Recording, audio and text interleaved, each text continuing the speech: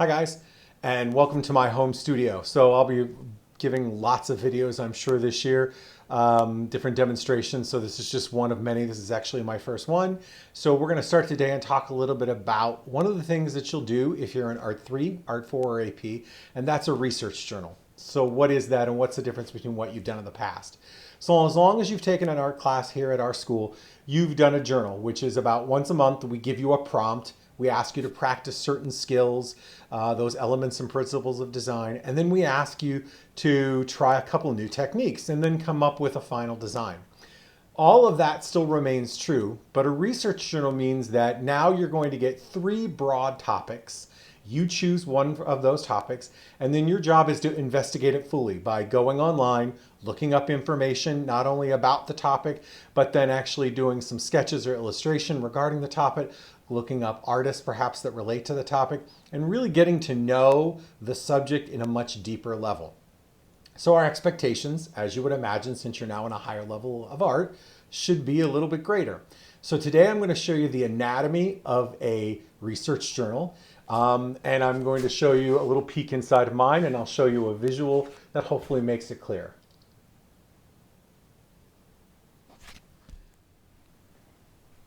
Okay guys, we're going to take a look at the anatomy of a research journal.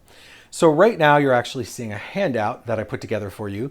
You not only can see it in this video, you should have gotten a hard copy from me, and you'll also notice that you can find it in the HyperDoc that I shared with you and in Schoology, as I mentioned. So you can find this lots of places if you can't reference it on this video. A research journal has 6 parts in its anatomy, and you'll notice all of those listed along the black rectangle along the far right side. In the top left-hand corner, you're going to notice the 3 possible topics that you can work from for this month. As I mentioned, you get a month to complete it. We usually hand these out close to the beginning of the 9 weeks, and they're usually due about a week or 2 before the 9 weeks is over. You only have one of them, but it is important that you cover all of the information in the topic that you choose to research, and you research it thoroughly. So let's talk a little bit about what's in the anatomy of that research journal. You need 3 to 5 mini sketches. So 3 to 5 drawings of the topic that you choose. If you chose, for example, this month, automotive design, I would expect to see 3 to 5 drawings of different pieces or parts of any automobile style or brand that you chose to work from. So give you an example. If you chose to work and design and look and research the idea of Mini Coopers from their transition from Europe here to the United States, you certainly will want to draw different Mini Coopers or different parts of Mini Coopers, interior, exterior, tires, logos, but you definitely want to draw and show full research of that particular style. Don't just give us the same view multiple times, but give us lots of different points of view of that research. Number 2 on the anatomy is color and mark making studies with the media of your choice. Obviously, the media you choose should relate to what you've chosen. If you've chosen fashion style and you chose a particular design house, like you decided you wanted to look at Gucci's brand and you wanted to look at all of Gucci style from when they opened the Gucci design house all the way up to modern day, that's a lot to consider. And color palette and color style is going to be important. Maybe you've chosen to only do Gucci in the 90s and you've chosen to look at their branding and their color styling then. So again, you'd want to choose your colors and your media based on the topic you've chosen. Number 3, annotated research. What's annotated research? The biggest question I get. So annotated research is just written captions. Think of it like captions on pictures in your textbooks, but they always have arrows then that sort of directly link you to the diagram, the illustration, or the media that you've used that helps tell that you've researched. So you'll notice on the handout, you'll see there next to one of the hands in the bottom right corner, it says annotated research means small notes or observations and labels, and then there's always an arrow pointing to that. So if I were doing Mini Coopers and I were to find out that Mini Coopers were developed in the 1930s somewhere in Europe, and then I showed you a drawing of one of the very first Mini Coopers I illustrated, I certainly would want to annotate that and put an arrow to it. So think of it like captions on pictures. That's the best way to explain it. You want to have at least 2 paragraphs full of captions. You can decide how you lay them out, how in-depth they are, but they need to be captions that tie into that research. Number 5, you want to make sure that you have unique and various textures. Obviously, if you're doing fashion design, you'd want to consider how different the textures are. Are there going to be beading in the fashion or fabrics? Is the fabric or fashion shiny? Obviously, if you're doing automobile design, obviously that you want to think about the idea that you're going to be working with high gloss or shiny surfaces and metal. So texture and the surfaces that you choose to use are going to be important. So you want to show different types of texture, unique and various. If you always give me the same one, that's not very good. I did miss number 4. Let's go back to 4 for a minute.